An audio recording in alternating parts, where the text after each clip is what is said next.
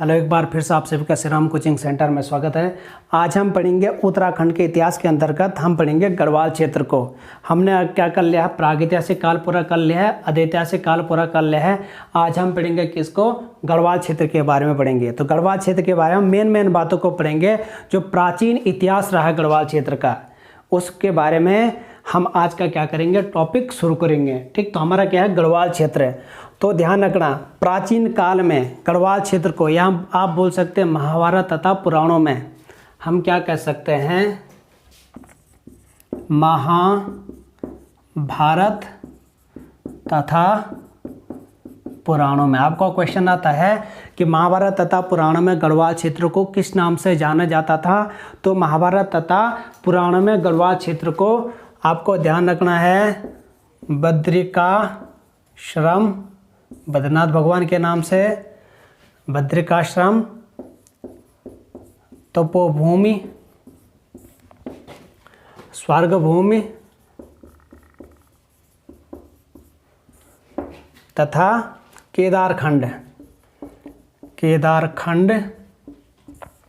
आदि नामों से जाना जाता था। तो आपका ये क्वेश्चन बहुत बार आता है कि पुराणों, महाभारत तथा पुराणों में गढ़वाल क्षेत्र को, हम पढ़े गढ़वाल क्षेत्र के बारे में, गढ़वाल क्षेत्र को किस नाम से जाना जाता था।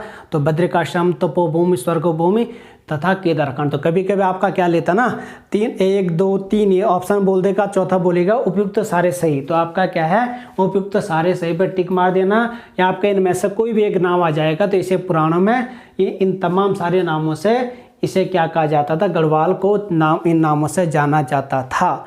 अब ये चीज़ आपका क्या है, इंपॉर्टेंट बात है। अब हम चर्चा करते हैं कि गढ़वाल क्षेत्र को गढ़वाल नाम से कब से जाना जाने लगा। तो आप सब लोग को जैसे कि पता होगा कि एक क्वेश्चन आता है कि गढ़वाल शब्द किस वंश की देन है। क्या आता है, गढ़वाल शब्द, गढ़वाल शब्द बोलता है किस वंश की देन है। तो गढ़वाल शब्द परमार वंश की देन मानी जाती है। गढ़वाल शब्द किसकी देन मानी जाती है, परमार वंश की देन मानी जाती है। ये आपका बहुत ज़्यादा इंपॉर्टेंट क्वेश्चन है। परमार वंश बोलेगा, चंद वंश बोलेगा, कुलिंद वंश बोलेगा, इस तरीके से अलग अलग ऑप्शन में देगा। तो आपको किस पे टिक मारना है, परमार वंश पे टिक मारना। अब हम इसके बारे में थोड़ा सा इसका इतिहास जान लेते हैं, किसका, परमार वंश का। ऐसा माना जाता है गढ़वाल क्षेत्र क्या था, 52 छोटे छोटे गढ़ों में विभाजित था। गढ़वाल क्षेत्र कितने छोटे छोटे गढ़ों में विभाजित था, 52 छोटे छोटे गढ़ों में विभाजित था, जिनमें से एक गढ़ी थी और उसका नाम क्या था, चांदपुर गढ़ी। उस गढ़ी का नाम क्या पड़ता था, चांदपुर गढ़ी था। और चांदपुर गढ़ी क्या हुआ करती थी, उस समय की सबसे बड़ी गढ़ी हुआ करती थी। और चांदपुर गढ़ी का राजा था उस समय, चांदपुर गढ़ी का राजा का नाम क्या था, भानु प्रताप। चांदपुर गढ़ी के राजा का नाम क्या था, भानु प्रताप था। बहुत ज़्यादा इंपॉर्टेंट बोलेगा, चांदपुर गढ़ी के राजा का नाम क्या था, भानु प्रताप था। अब साहब होता क्या है, परमार वंश से पहले चांदपुर गढ़ी का राजा का नाम क्या था आता है। तो परमार वंश के पहले चांदपुर गढ़ी के राजा का नाम था भानु प्रताप। अब देखो होता क्या है, एक राजकुमार जिसका नाम क्या होता है, कनकपाल होता है। ऐसा माना जाता है कि कनकपाल कहाँ का रहने वाला था, धार नगरी का रहने वाला था। धार नगरी का रहने वाला था। और यह धार नगरी कहाँ पे पड़ती है, गुजरात में पड़ती है। धार नगरी गुजरात का रहने वाला था कनकपाल। विद्वानों के अनुसार धार नगरी गुजरात का रहने वाला था। और कनकपाल कहाँ की यात्रा पे आया था, इस समय गढ़वाल में बद्रीनाथ की यात्रा पर आया था। तो ऐसा माना जाता है कि कनकपाल जब चांदपुर गढ़ी में प्रवेश करता है तो चांदपुर गढ़ी में कनकपाल की मुलाकात किससे हो जाती है, भानु प्रताप से हो जाती है। कनकपाल की मुलाकात चांदपुर गढ़ी में भानु प्रताप से हो जाती है। तो भानु प्रताप से जब कनकपाल की मुलाकात होती है तो भानु प्रताप क्या होते हैं, कनकपाल से बहुत ज़्यादा प्रसन्न हो जाते हैं, इम्प्रेसिव हो जाते हैं। कनकपाल का ऐसा माना जाता है कि उनका क्या था, कद काठे क्या थी, देखने में बहुत ही सुंदर थी, तथा उनका विवेक बुद्धि क्या थी, बहुत ज़्यादा तीव्र थी। तो इस वजह से भानु प्रताप ने क्या किया था, कनकपाल के सामने एक प्रस्ताव रखा था। वो प्रस्ताव कैसा था, कनकपाल ने अपनी पुत्री का प्रस्ताव रखा था।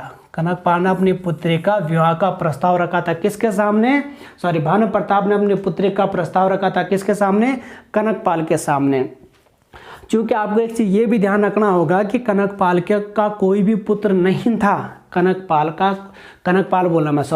ये भानु प्रताप का कोई भी पुत्र नहीं था, और भानु प्रताप की पुत्री का विवाह किससे हो गया था, कनकपाल से हो गया था। एक प्रकार से इन्होंने कनकपाल को क्या रख दिया, अपनी पुत्री पे घर जवाई रख दिया। कनकपाल को भानु प्रताप ने अपनी पुत्री पे घर जवाई के नाम पे घर जवाई रख दिया था। और आपको पता है कि हमारे हिंदू रीति रिवाज में वंश किसका माना जाता है, पुत्र का वंश माना जाता है। कास्ट किसके लगाते, नाम के आगे से पिता की कास्ट लगती है। तो ऐसा माना जाता है कि फिर यहाँ पे किस वंश की स्थापना होगी है, क्योंकि ये धारनगरी गुजरात का था और कनकपाल क्या था, परमार वंश का था, परमार या पंवार वंश का था। तो यहाँ पे क्या होगी, परमार वंश की स्थापना होगी। तो आपको एक क्वेश्चन आता है कि गढ़वाल में परमार वंश की स्थापना किसने करी थी, तो किसने करी थी, कनकपाल ने करी थी। और गढ़वाल में परमार वंश की स्थापना कहाँ पे हुई थी, तो चांदपुर गढ़ी के अंतर्गत परमार वंश की स्थापना हुई थी। अब देखो इसमें भी अलग अलग मतभेद हैं कि कनकपाल गढ़वाल कब आए थे। तो बहुत सारे इतिहासकार, एक इतिहासकार का नाम है डॉक्टर हरिकृष्ण रतूड़ी, इतिहासकार का नाम क्या है, डॉक्टर हरिकृष्ण रतूड़ी। इनकी एक पुस्तक है, अपनी पुस्तक का नाम क्या है, गढ़वाल का इतिहास। पुस्तक का नाम है गढ़वाल का इतिहास। तो बहुत बार ये पुस्तक भी पूछ लेता भाई, बोलता कि गढ़वाल का इतिहास नामक पुस्तक किसने लिखी थी, तो गढ़वाल का इतिहास नामक पुस्तक हरिकृष्ण रतूड़ी ने लिखी थी। फिर आपका बोलेगा निम्नलिखित में से कौन सी पुस्तक हरिकृष्ण रतूड़ी द्वारा रचित है, तो आपका क्या, गढ़वाल के इतिहास। तो गढ़वाल के इतिहास में लिखते हैं, ये बोलते हैं कि कनकपाल, ये क्या बोलते हैं कि कनकपाल यहाँ पे संभवतः 887 ईस्वी में आए थे, 887 ईस्वी में आए थे। और इन्होंने क्या किया था, भानु प्रताप की पुत्री से विवाह किया था। और उसके बाद 888 ईस्वी में क्या करते हैं, चांदपुर गढ़ी की गद्दी पर बैठते हैं। तो कनकपाल चांदपुर गढ़ी की गद्दी पर बैठते हैं, तथा ये जो हरिकृष्ण रतूड़ी होते हैं ना, ये अपनी एक पुस्तक फिर से लिखते हैं इसके बाद, जिसका नाम क्या होता है, गढ़वाल वर्णन। पुस्तक का नाम होता है गढ़वाल वर्णन। और ये इस पुस्तक में लिखते हैं, ये अपनी इस बात का खंडन करते हैं भाई, ये बोलते हैं कि संभवतः ये कब आए थे, 687 ईस्वी में गढ़वाल आए थे। और ये क्या हुए थे, 688 ईस्वी में क्या हुए थे, गद्दी पर बैठे थे। 688 में क्या हुए थे, चांदपुर गढ़ी की गद्दी पर बैठे थे। ये ऐसा मानते हैं कि शायद ये क्या हो गया, सन अच्छे मिट चुका था, अच्छे से नहीं दिख रहा था। तो इन्होंने क्या बोला कि संभवतः क्या हो गया, ये 687-88 है बोला। तो इन्होंने क्या किया था, अपने मत का खंडन किया था। वहीं भक्त दर्शन भी कनकपाल का गढ़वाल में आने का, गद्दी पर बैठने का समय 888 ईस्वी ही मानते हैं। तो आपका क्वेश्चन आएगा कि भक्त दर्शन ने कनकपाल को गद्दी पर बैठने का सन कौन सा बताया है, क्योंकि यह भक्त दर्शन के अनुसार कब बैठे थे, तो 888 ईस्वी में।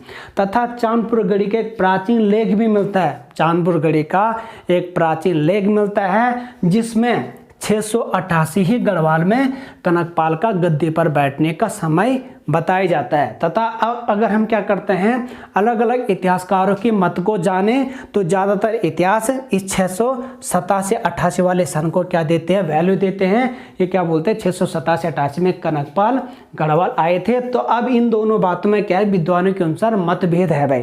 तो इसलिए आपका अगर क्वेश्चन में आएगा कनकपाल पहली बार कब गढ़वाल आए थे, या गढ़वाल चांदपुर गढ़ी के स्थापना गढ़ी की गद्दी पर कब बैठे थे, तो या तो 688 होगा, या तो 887-88 होगा। दोनों में से एक होगा, क्योंकि दोनों क्या है, अपवाद है। तो इसलिए ऐसा नहीं कि ऑप्शन में आपका दोनों दे देगा, इसलिए आपको कंफ्यूज नहीं होना है। दोनों में से आपका क्या आएगा, एक ही आएगा। लेकिन अब इतने बात से ये चीज़ पक्की हो जाती है कि गढ़वाल में आने वाला प्रथम शासक कौन था, कनकपाल था। तो इसलिए इस कनकपाल को क्या कहा जाता है, गढ़वाल का आदि पुरुष भी कहा जाता है, गढ़वाल का आदि पुरुष भी कहा जाता है। क्वेश्चन आता है कि गढ़वाल का आदि पुरुष किसे कहा जाता है, तो कनकपाल को गढ़वाल का आदि पुरुष के नाम से जाना जाता है, क्योंकि सबसे पहले आया था। आदि मतलब पहले होता है। तो गढ़वाल के आदि पुरुष के नाम से इसे जाना जाता है। ये भी हमारा क्या होता है, इम्पोर्टेंट माना जाता है। अब इतनी बात को तो आप लोग समझ गए होंगे। ठीक, अब हम सीधा चलते हैं। देखो यहाँ पे हम गढ़वाल शब्द की बात आ रही, बात पे बात निकल गई, तो इसलिए हम इन बातों को जान रहे हैं। हम इसको डिटेल से, आप सबको पता है कि हम कहाँ पढ़ेंगे, जब हम क्या करेंगे, परमार वंश पढ़ेंगे, तो वहाँ पे इन सारी चीज़ों का डिटेल पढ़ेंगे। तो आपका क्वेश्चन क्या आता है कि परमार गढ़वाल शब्द किसकी देन है, तो परमार वंश की देन है। अब आपको फिलहाल क्या समझना है, हमने किसके बारे में पढ़ लिया, कनकपाल के बारे में पढ़े। अब हम सीधा बढ़ते हैं पंवार वंश के 37वें नंबर के राजा, 37वें राजा जिनका नाम क्या होता है, अजय पाल होता है। 37वें नंबर के राजा जिनका नाम क्या होता है, अजय पाल होता है। ऐसा माना जाता है कि अजय पाल के समय तक भी क्या था, ये परमार वंश ओनली उन कांता चांदपुर गढ़ी तक ही सीमित था। और अजय पाल परमार वंश का सबसे शक्तिशाली शासक था। अगर आपका कभी क्वेश्चन आएगा कि परमार वंश का सबसे शक्तिशाली शासक कौन था, तो अजय पाल 37वें नंबर का राजा होता है, जो परमार वंश का सबसे शक्तिशाली राजा था। अब क्यों था भाई, इसके बारे में जानते हैं। मैंने आपको क्या बोला कि गढ़वाल क्षेत्र क्या था, 52 छोटे छोटे गढ़ों में बटा था। अब जब ये अजय पाल क्या होता है ना, राजा बनता है, ऐसा माना जाता है कि अजय पाल का जो गद्दी पर बैठने का सन ना, तो ज़्यादातर इतिहासकार किसको मानते, 1490 ईस्वी को अजय पाल गद्दी पर बैठने का समय माना जाता है। और जब अजय पाल गद्दी पर बैठते हैं तो अजय पाल एक महत्वाकांक्षी राजा माने जाते हैं तथा अजय पाल विस्तारवाद की नीति को अपनाते हैं। अजय पाल कौन सी नीति को अपनाते हैं, विस्तारवाद की नीति को अपनाते हैं। विस्तारवाद की नीति का मतलब होता है ये अपनी सीमाओं को क्या करना चाहते थे, फैलाना चाहते थे। ठीक, तो इन्होंने क्या किया कि जो है धीरे धीरे 52 गढ़ों में से धीरे एक एक करके सारे गढ़ों पे क्या कर लिया था, अटैक करना शुरू कर लिया था। और इन्होंने धीरे धीरे क्या कर लिया था, 52 के 52 गढ़ों को जीत लिया था। 52 गढ़ों को क्या कर लिया था, विजित कर लिया था।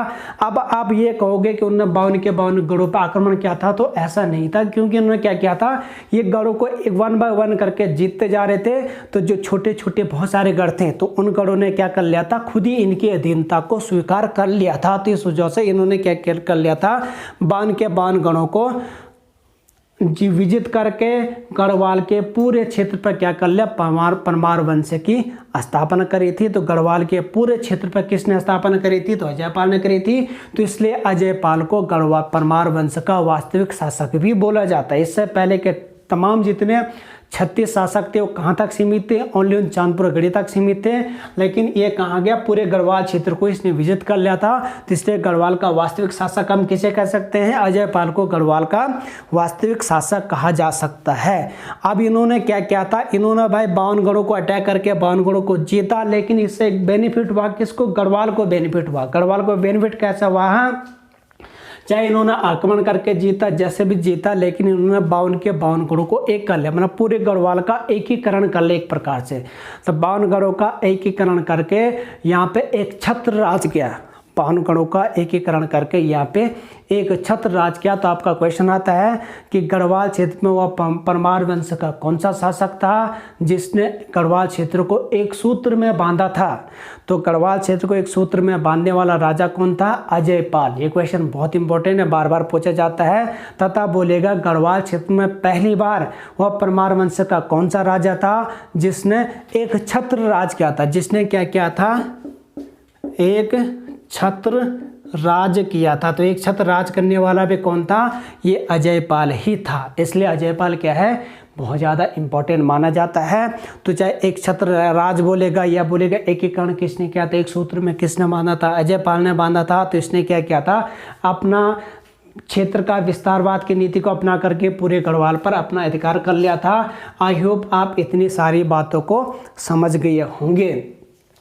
अब हम आगे बात करते हैं साहब, अजय पाल के बारे में आगे बात करते हैं। तो इन्होंने क्या किया भाई, इसके बाद ये तमाम सारी चीज़ होती है। तो इनके समय तक भी राजधानी कहाँ थी, राजधानी थी चांदपुर गढ़ी ही थी। अजयपाल के समय तक भी परमार वंश की राजधानी कहाँ थी? चांदपुर गढ़ी थी, क्योंकि चांदपुर गढ़ी में इनका शासन था। अब जब इन्होंने गढ़वाल क्षेत्र को जीता तो इन्होंने क्या किया? राजधानी को सेंट्रलाइज करने की कोशिश करी, राजधानी को एक पर्टिकुलर क्षेत्र पर ले जाने की कोशिश करी जहाँ से पूरे गढ़वाल का नेतृत्व किया जा सके। तो इन्होंने अपनी राजधानी चांदपुर गढ़ी से 1508 ईस्वी में, जो हमें साक्ष्य मिलते हैं, 1508 ईस्वी में क्या करी थी? चांदपुरगढ़ से अपनी राजधानी को देवलगढ़ शिफ्ट करी थी। चांदपुरगढ़ से कहाँ शिफ्ट करी थी? देवलगढ़ शिफ्ट करी थी। और उसके बाद इन्होंने देवलगढ़ से भी अपनी राजधानी को 1515 ईस्वी में, देवलगढ़ से श्रीनगर हस्तांतरित करी थी। देवलगढ़ से कहाँ चेंज करी थी? श्रीनगर चेंज करी थी। तो बहुत सारे इतिहासकार इसको किसी किताब में 1515 लिखा है और किसी किताब में 1517 ईस्वी लिखा है कि राजधानी परिवर्तन का देवलगढ़ से श्रीनगर का। तो आपको यहाँ पे भी कंफ्यूज होने की जरूरत नहीं है, क्योंकि जो एग्जाम में जो पेपर सेट करेगा उसको पता है कि ये दोनों ऑप्शन अलग अलग किताबों में है। तो या तो 1515 पूछेगा या आपका क्या पूछेगा? 1517 ही पूछेगा, दोनों में से एक ही आएगा। इसलिए आपको यहाँ पर भी चिंता करने की जरूरत नहीं है। लेकिन अब बहुत अच्छा क्वेश्चन आपका बनता बोलेगा परमार वंश की प्रारंभिक राजधानी कौन सी थी? तो परमार वंश की प्रारंभिक राजधानी चांदपुर गढ़ी थी। फिर बोलेगा परमार वंश की राजधानी चांदपुर गढ़ी से कहाँ हस्तांतरित करेगी? तो चांदपुर गढ़ी से देवलगढ़ हस्तांतरित करेगी। फिर बोलेगा चांदपुर गढ़ी से देवलगढ़ कब हस्तांतरित करी थी? तो 1508 ईस्वी में करी थी। फिर बोलेगा किस चांदपुरगढ़ के किस शासक ने चांदपुरगढ़ से अपनी राजधानी को देवलगढ़ हस्तांतरित किया था? तो अजयपाल ने अपनी राजधानी को चांदपुरगढ़ से देवलगढ़ को हस्तांतरित किया था। फिर आपका क्वेश्चन अगला आएगा कि देवलगढ़ से श्रीनगर कब हस्तांतरित की गई? तो 1515 ईस्वी में किसने करी थी? तो अजयपाल ने करी थी। या बोलेगा देवलगढ़ से फिर राजधानी तो उस चांदपुरगढ़ की कहाँ शिफ्ट हुई थी? तो श्रीनगर हुई थी। तो अब क्या निकलता आपका कि चांदपुरगढ़ की प्रारंभिक राजधानी पंवार वंश की प्रारंभिक राजधानी चांदपुरगढ़ तथा अंतिम राजधानी कहाँ थी? श्रीनगर थी। ये क्वेश्चन में आपका क्या किया जाता है? पूछा जाता है, चीज़ों को याद रखना है।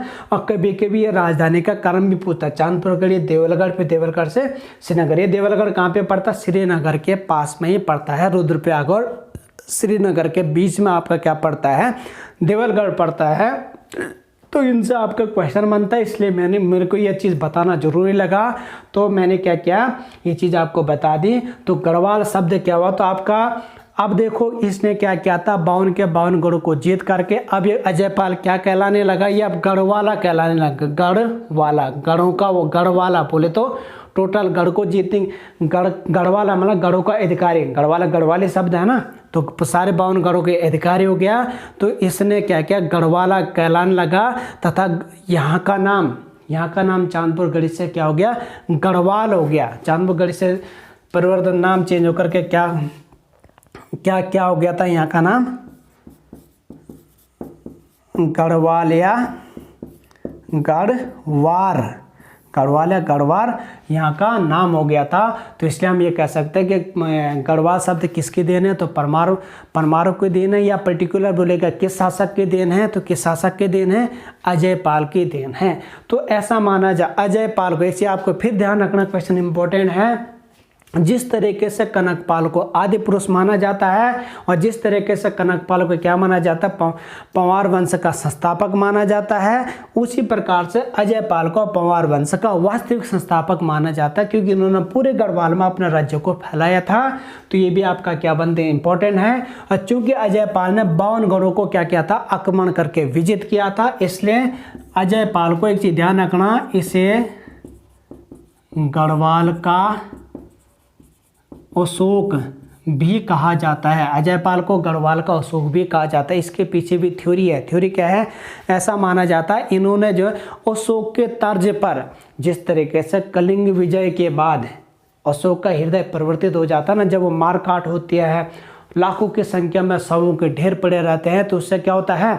अशोक का हृदय छीण छीण हो जाता, परिवर्तन हो जाता। उसके बाद वो क्या करते हैं, कभी भी हथियार ना उठाने की कसम खाते हैं, क्योंकि उतना खून खराबा को देख करके वो बोलते हैं कि जो है ये क्या है, ये लड़ाई झगड़ा वाला मार्ग को छोड़ने की बात करते हैं। उसी तरीके से जब 52 गुरु को जीतने में जो खून खराबा होता है तो अजयपाल का भी हृदय परिवर्तन हो जाता है, और ये भी क्या करते हैं, शस्त्र न उठाने की प्रण करते हैं। तो इसलिए अजयपाल को भी गढ़वाल का अशोक कहा जाता है, उसी अशोक के तर्ज पर, कलिंग विजय वाले अशोक के तर्ज पर। हिस्ट्री में हमने सबने पढ़ा है ना अशोक के बारे में, तो ये सारे क्वेश्चन आपके इंपॉर्टेंट हैं, पूछे जाते हैं, जिनके बारे में आपको क्या करना है, जानना जरूरी है। तो गढ़वाल शब्द यहाँ का नाम क्यों पड़ा है, ये चीज़ आप सबको पता चली गई होगी, तो मैं इन सारे चीज़ों को मिटा देता हूँ भाई।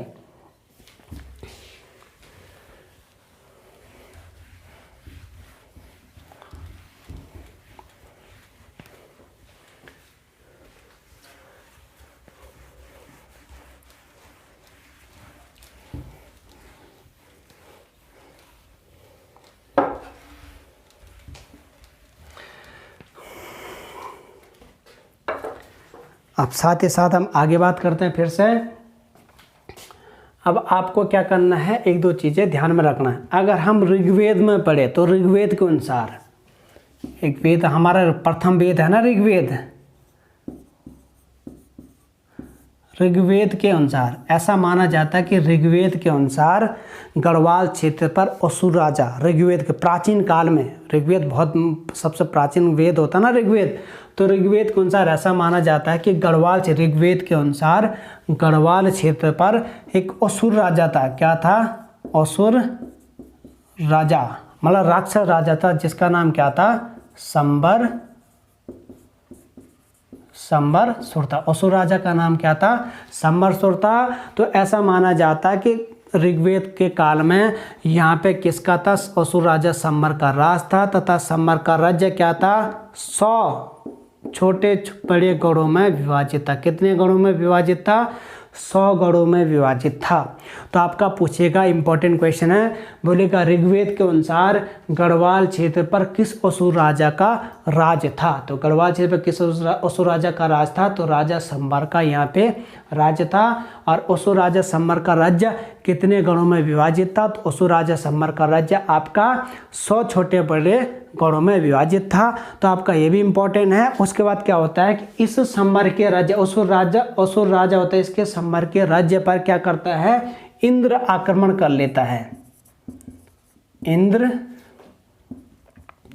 इंद्र तथा इनका सेनापति का नाम क्या होता है, सुदास। इंद्र तथा सुदास ये क्या करते हैं, इस संबर के राज्य पर आक्रमण कर लेते हैं और संबर के राज्य को नष्ट कर लेते हैं। ये भी आपका क्या है, इंपॉर्टेंट पूछा जाता है। क्या किया जाता है, इंपॉर्टेंट पूछा जाता है। इंद्र तथा सुदास ने क्या किया था, इसके राज्य को ये जीत लिया था, नष्ट कर लिया था। तो ये भी क्वेश्चन आपका क्या बनता है, वेरी वेरी इंपॉर्टेंट आपका बनता है। तो आई होप आपका ये चीज़ समझ में आ गया होगा। तथा इसके अनुसार एक क्वेश्चन और पूछा जाता है। क्या पूछा जाता है, रामायण कालीन,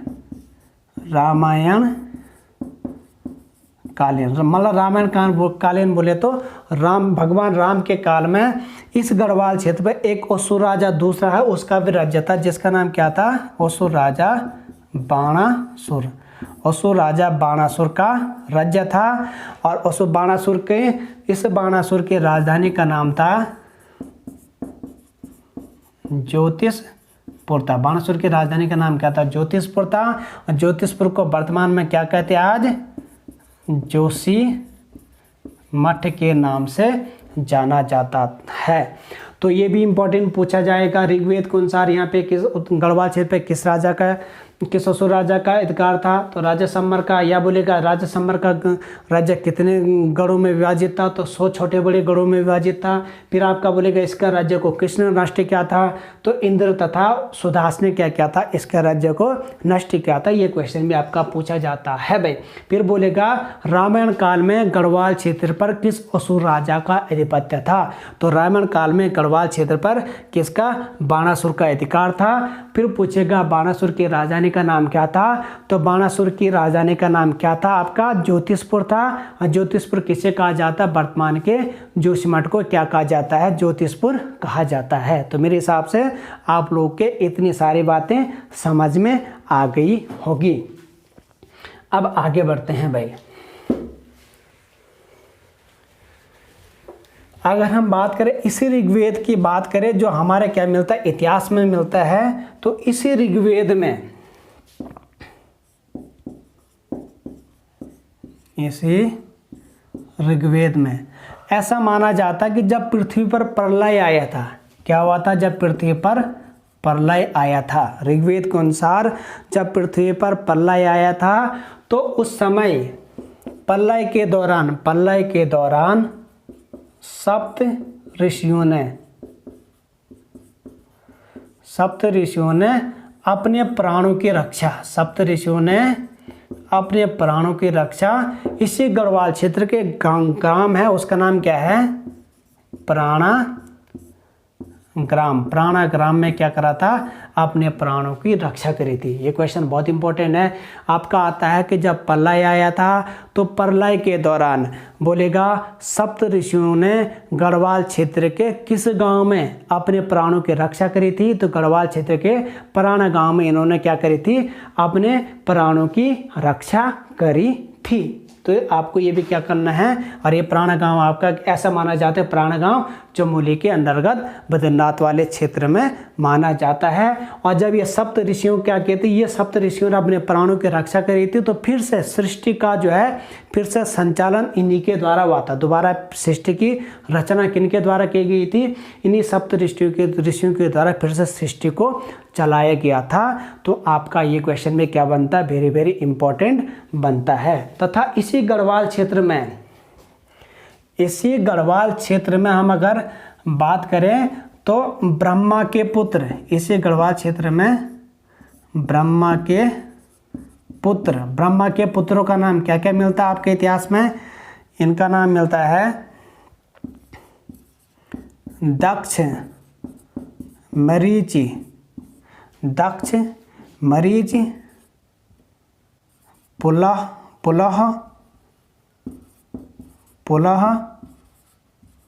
पुलस्त्य,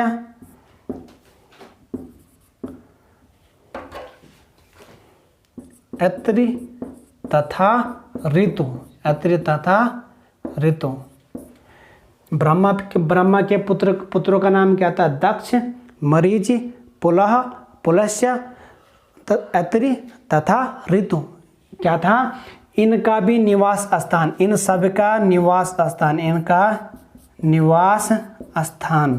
स्थान भी कहाँ को, गढ़वाल क्षेत्र ही बताया गया। इन सभी का निवास स्थान कहाँ बताया गया है, गढ़वाल क्षेत्र ही बताया गया। तो ये भी आपका क्वेश्चन आता है, बोलेगा ब्रह्मा के मानस पुत्र, बोलेगा ब्रह्मा के क्या बोलेगा, मानस पुत्र बोलेगा। उनका पहले बोलता है कि ब्रह्मा के मानस पुत्र कौन कौन है, बोलेगा कभी भी किसी भी उसमें, तो दक्ष, मरीचि, पुलस्त्य, अत्रि तथा ऋतु। बोलेगा इनका निवास स्थान कहाँ था, तो गढ़वाल क्षेत्र ही इनका निवास स्थान माना जाता है। तो ये क्वेश्चन में आपका क्या किया जाता है, वेरी वेरी इंपॉर्टेंट है और आपका पूछा जाता है। दूसरी चीज़ में आपको क्या इंपॉर्टेंट ध्यान रखना है, यहाँ गढ़वाल क्षेत्र के चमोली जिले में एक जगह का नाम है अलकापुरी। चमोली जिले के अलकापुरी, ये जो अलकापुरी क्षेत्र पड़ता ना आपका, ये पड़ता आपका सुतोपंथ, बद्रीनाथ मानस ऊपर है आपका सुतोपंथ प्लस भागीरथी, ये दोनों ग्लेशियर पे, सुतोपंथ और भागीरथी ग्लेशियर है ना, आपको सबको पता है। सुतोपंथ तक भागीरथी के संयुक्त क्षेत्र, ये दो पहाड़ियाँ, दो हिमालय, इनके संयुक्त क्षेत्र को क्या कहा जाता है, अलकापुरी कहा जाता है। तो अलकापुरी किस जिले में पड़ता है, चमोली जिले में पड़ता है। और यह अलकापुरी क्या थी, राजा कुबेर की राजधानी थी, राजा कुबेर की राजधानी मानी जाती है। तो ये क्वेश्चन बहुत बार पूछा जाता है, पूछा जाता कि अलकापुरी किस राजा की राजधानी थी, तो अलकापुरी किसकी थी, राजा कुबेर की राजधानी थी। वेरी वेरी इंपॉर्टेंट, अलकापुरी किसकी राजधानी थी, राजा कुबेर की राजधानी थी। क्या बोलेगा, राजा कुबेर की राजधानी कौन सी थी, तो अलकापुरी। सोतोपंत प्लस भागीरथी वाले क्षेत्र को अलकापुरी बोला जाता है। तो ये क्वेश्चन भी आपका क्या बनता है, वेरी इंपॉर्टेंट बनता है। जिस तरीके से भी पूछेगा आपको उसी तरीके से क्या करना, इन क्वेश्चनों का आंसर करना। तथा इसी अलकापुरी क्षेत्र में, ये जो अलकापुरी क्षेत्र है ना, इसी अलकापुरी क्षेत्र में आप सबको पता है कि मनुष्यों का आदि पूर्वज, मनुष्यों का आदि पूर्वज किसे कहा जाता है, मनु। आदि पूर्वज किसे कहा जाता, मनु का कहा जाता ना। मनुष्य का आदि पूर्वज मनु था।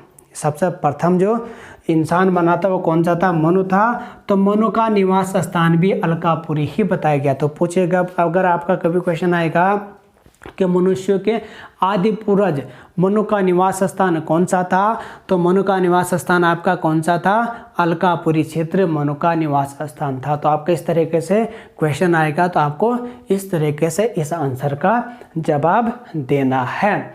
अब हम आगे बात करते हैं। देखो ये क्या हो रहा है ना, गढ़वाली मिक्स टाइप के हो रहे हैं सारे, जो गढ़वाल क्षेत्र से, क्योंकि हम अभी गढ़वाल क्षेत्र पढ़ रहे हैं ना।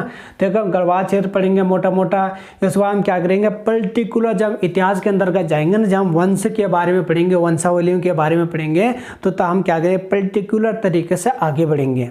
ठीक, अभी हम क्या करें, मिक्स में गढ़वाल क्षेत्र के बारे में हम पढ़ रहे। ठीक, तो ये भी आपका क्या बनता है, इंपॉर्टेंट बनता है। इसी के अलावा इसी बद्रीनाथ क्षेत्र में, बद्रीनाथ क्षेत्र में, जो बद्रीनाथ क्षेत्र है ना, चमोली जिले के बद्रीनाथ क्षेत्र में भी बहुत सारे क्या गुफाएं हैं, जहाँ पे क्या करे थे, ऋषि मुनियों ने अपने तप करी थी। ठीक, तीन गुफाओं में जैसे मैं आपको नाम बोलता हूँ, जैसे आपके यहाँ गणेश गुफा है, गणेश गुफा, नारद गुफा, व्यास गुफा,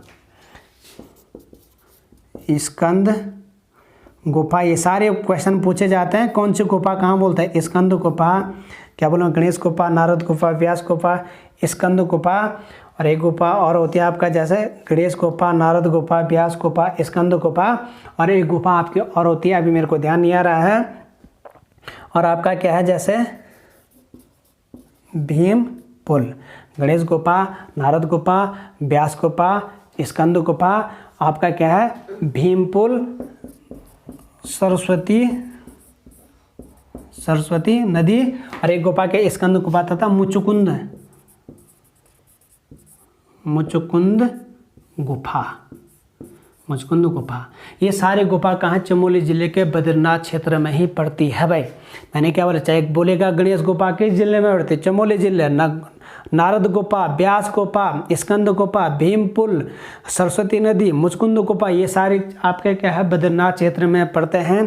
तो ये सारे चीज़ें आपके क्या है, इंपॉर्टेंट पड़ते हैं। और इसी बद्रीनाथ क्षेत्र में आपका क्या पड़ता है, माणा क्षेत्र, माणा गांव पड़ता है। आपको पता है कि माणा गांव भारत का अंतिम गांव माना जाता है। क्वेश्चन आता है कि भारत का अंतिम गाँव कौन है, तो सॉरी भैया, हाँ भारत का है, गढ़वाल का, उत्तराखंड और गढ़वाल का तो है ही है, लेकिन भारत का भी अंतिम गाँव माणा गाँव है भाई। क्वेश्चन आपका पूछा जाएगा तो आपको आंसर देना है। तो ये सारी गुफाएं कहाँ हैं, चमोली में है। और ये भीम पुल भी आपका क्या है, इधर ही है आपका।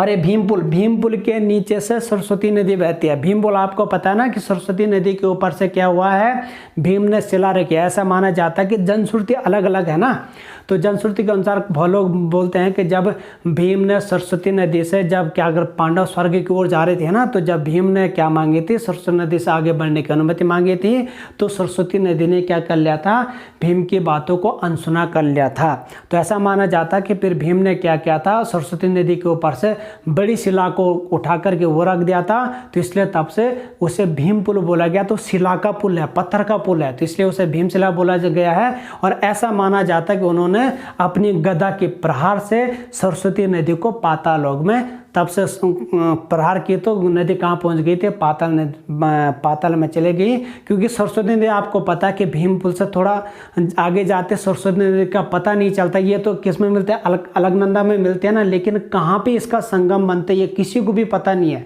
और कुछ लोग इसके उलट इसमें दूसरी कहानियाँ भी जोड़ते हैं। तो दूसरी कहानी आपकी क्या क्या है, जैसे बहुत सारे लोग क्या बोलते हैं कि जब गणेश भगवान क्या कर रहे थे, वेदों की रचना कर रहे थे, जब भगवान गणेश वेदों की रचना कर रहे थे तो सरस्वती नदी कल कल का बहुत ज़्यादा शोर कर रही थी, जिससे क्या हो रहा था, बार बार भगवान गणेश को डिस्टर्बेशन हो रहा था। तो गणेश भगवान ने क्या किया था कि सरस्वती नदी को शोर कम करने के लिए बोला था, लेकिन फिर भी उन्होंने शोर कम नहीं किया था।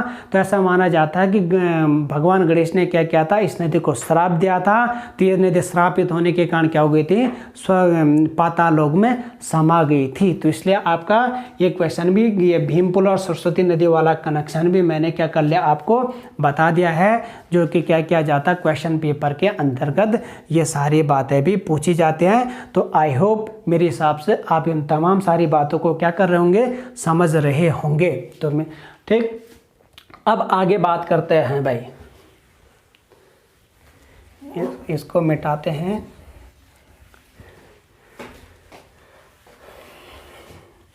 जरा मैं ऐसा इंक भी डालता हूँ पेन में।